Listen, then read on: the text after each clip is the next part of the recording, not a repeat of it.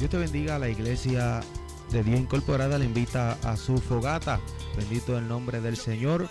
El día 11 de noviembre del 2015 ya se llevará a cabo en la iglesia de Dios Incorporada, sector Agua Clara 2, en Ceiba, y sus pastores Juanito Ortiz, reverenda Juanito Ortiz y Henry Figueroa. Gloria al nombre del Señor. Será la fogata auspiciada por el Comité de Damas del Distrito 2 y su presidenta Nidia Gómez. Fogata en la iglesia de Dios Incorporada, sector Agua Clara 2 en Ceiba.